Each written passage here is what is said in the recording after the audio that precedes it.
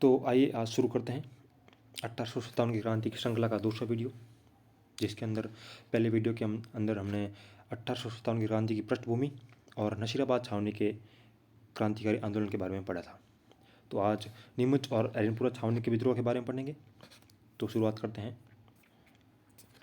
देखो, सबसे पहले कुछ तारीखें आती हैं जो सीधे एग्ज़ाम में पूछ ली जाती हैं, तो हमें 4-5 तारीखें ध्यान रखनी होगी। तो शुरुआत करते हैं। तो सबसे पहले नशीराबाद छावनी में विद्रोह कब होता है?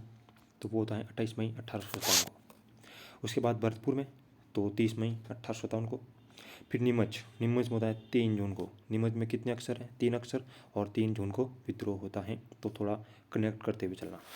फिर एरनपुरा 21 अगस्त 1857 को, और कोटा में 15 अक्टूबर 1857 को। तो ये कुछ तारीखें हैं, थोड़ा ध्यान रखना। उसके बाद एक व्यक्तित्व आते हैं, अमरचंद बांटिया, बीकानेर के निवासी थे। इनका उपनाम है, तो उपनाम 2-3 उपनाम आते हैं। तो 1857 क्रांति के राजस्थान में प्रथम शहीद, राजस्थान का मंगल पांडे, क्योंकि सेंटर के अंदर बात करें तो वो मंगल पांडे पहले शहीद हुए थे, और यहाँ पर राजस्थान के अंदर अमरचंद बांटिया होते हैं, तो इनको राजस्थान का मंगल पांडे भी कहा जाता है। और 1857 में क्रांति के भामाशाह, क्योंकि अमरचंद बांटिया ने अपनी जो संपत्ति थी वो ताजे टोपे और रानी लक्ष्मीबाई को दान की थी। अमरचंद बांटिया नशीराबाद छावनी में पूर्व सैनिक थे। 1857 की क्रांति के दौरान यह ग्वालियर के प्रमुख क्रांतिकारी और व्यापारी थे। अमरचंद बांटिया ने अपनी संपूर्ण संपत्ति तात्या टोपे और रानी लक्ष्मीबाई को दान दे दी।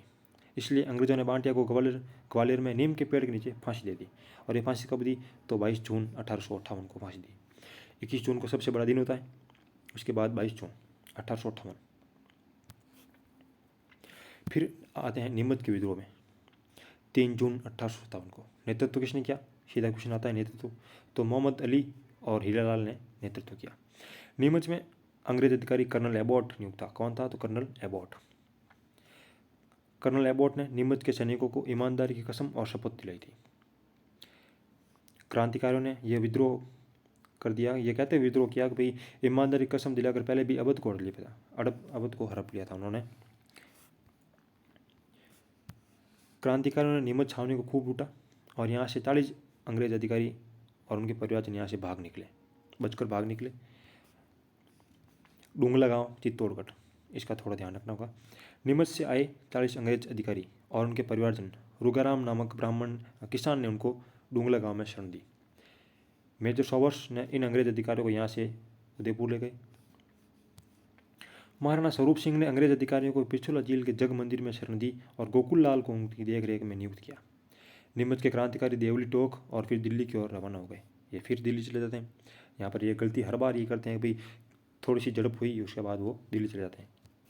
ये नहीं कि कुछ आगे बढ़ते बढ़ते आगे चले जाए, लेकिन नहीं, वो सीधा एक बार हड़प की, उसके बाद सीधा दिल्ली से ऑर्डर आएंगे, फिर वापस आएंगे, फिर वो हड़प करेंगे, ऐसे कुछ होगा। देवली छावनी का विद्रोह के सैनिक नीमच के क्रांतिकारियों के साथ मिलकर विद्रोह कर देते हैं। अब आते हैं एरनपुरा छावनी विद्रोह। 21 और 23 अगस्त 1857 को विद्रोह होता है। 1857 की क्रांति के समय राजस्थान का IG George Patrick Lawrence mount Abu में था।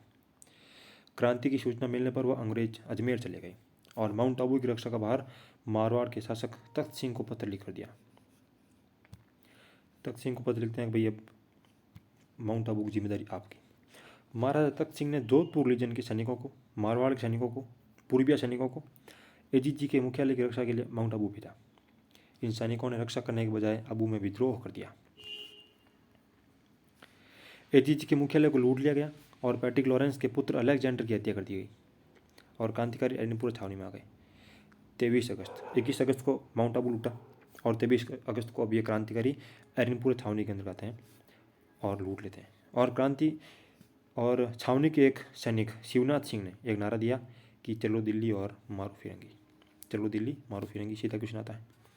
अब आते हैं आउआ। मारवाड़ राज्य का ठिकाना था, और राजस्थान के अंदर क्रांति का भीषण स्वरूप हमें कोटा में देखने को मिलता है, और मारवाड़ के अंदर में आउआ में देखने को मिलता है। नेतृत्व किसने किया? तो नेतृत्व किया था ठाकुर कुशाल सिंह ने नेतृत्व किया। एरनपुरा से आए क्रांतिकारियों को ठाकुर कुशाल सिंह ने चंपावत ने आउआ में शरण दी और उनका नेतृत्व कर आउआ में विद्रोह कर दिया, क्योंकि ये तख्त सिंह के थोड़े विरोध में बोलने वाले थे कुशाल सिंह जी। मारवाड़ का 1857 क्रांति का सबसे बड़ा विद्रोह आउआ में हुआ था। अब आता है बिथोड़ा का युद्ध। विथोड़ा का मैदान कहाँ है, तो पाली में है। 8 सितंबर 1857 को विद्रोह होता है। इधर थी क्रांतिकारी सेना और इधर थी मारवाड़ की सेना, दोनों में विद्रोह होता है। क्रांतिकारी का नेतृत्व किया था ठाकुर खुशहाल सिंह ने, और मारवाड़ सेना का नेतृत्व किया था, वो था अनार सिंह और हितकोट, अनार सिंह और हितकोट। क्रांतिकारी विजयी होते हैं और अनार सिंह मारा जाता है और हितकोट वापस भाग जाता है। अब एक फैक्ट आता है कि भाई प्राचीन पाली का प्राचीन नाम क्या था, तो पाली का प्राचीन नाम आता है पालिका। फिर आते हैं चेलवासा का मैदान, चेलवासा का युद्ध।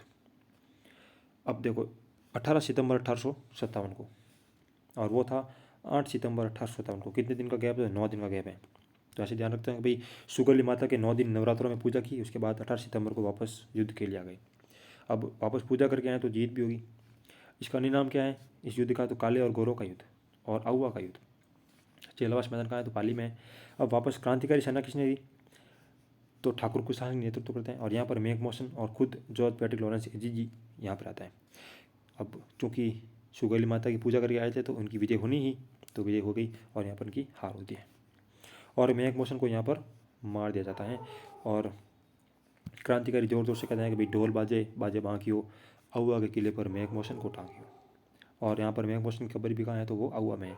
और इस कब्र को ऊँट की कब्र कहते हैं, और यहाँ पर रायका या रेबर जाति के लोग मन्नतें मांगते थे।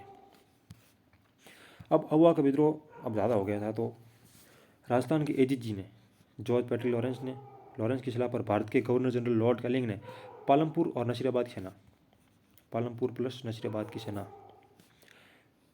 को मिलाकर एक संयुक्त सेना का गठन किया। कर्नल होम्स अपनी सेना के साथ जनवरी 1858 को आगुआ पहुंचे और क्रांतिकारियों के साथ घमासान युद्ध किया, जिसमें क्रांतिकारियों की हार हुई। 30 जनवरी 1858 को कर्नल होम्स ने आगुआ पर अधिकार कर लिया। ठाकुर कुशाल सिंह चंपावत भूमिगत हो गए, और कोठारिया राजसमंद के ठाकुर जोत सिंह और सैलुम्बर उदयपुर के ठाकुर केसर सिंह ने कुशाल सिंह को शरण दी। कालांतर में कुशाल सिंह ने नीमच में अंग्रेजों के समक्ष आत्मसमर्पण कर दिया, और मेजर टेलर आयोग ने इसकी जांच की। टेलर आयोग, इंपॉर्टेंट क्वेश्चन आता है, सीधा ध्यान रखना। टेलर आयोग ने इसकी जांच की और बाद में इनको दोषी करार नहीं दिया गया था, बाइज्जत बरी कर दिया गया था। 1864 में उदयपुर में ठाकुर कुशाल सिंह चंपावत का निधन हो गया। अब थोड़ा सुगली माता के बारे में देख लेते हैं। तो सुगली माता माँ काली, आगुआ पाली में, 10 सिर 54 हाथ। कुशाल सिंह चंपावत की कुलदेवी थी। 1857 की क्रांति में क्रांतिकारियों की आराध्य देवी थी, कौन थी, सुगली माता। 1857 की क्रांति में कर्नल होम्स ने माता के मंदिर को ध्वस्त कर दिया और इस मूर्ति को अपने साथ ले गई। अब ये मूर्ति कहाँ रही थी, तो 1858 से 1860 तक ये रही कलकत्ता संग्रहालय में। 1860 से 1993 तक ये रही राजपूतान संग्रहालय में। फिर 1993 से 2018 बांगड़ संग्रहालय पाली में, और फिर 2018 में इसको वर्तमान स्थिति में अपने लगा दिया गया था, वहीं पर जहाँ पर ये पहले थी, यानी कि आगुआ के अंदर लगा दिया गया था। तो ये था हमारा आज का सेशन। आशा करता हूँ अच्छा लगा होगा। सीधे क्वेश्चन आएंगे, थोड़ा ध्यान रखना और नोट्स बनाते हुए चलना। धन्यवाद। इसके अलावा एक कोटा की क्रांति और प्रीवियस ईयर क्वेश्चन हम देख लेंगे तो हमारी क्रांति पूरी हो जाएगी, और फिर यहाँ से एक भी क्वेश्चन हमारा नहीं कटेगा।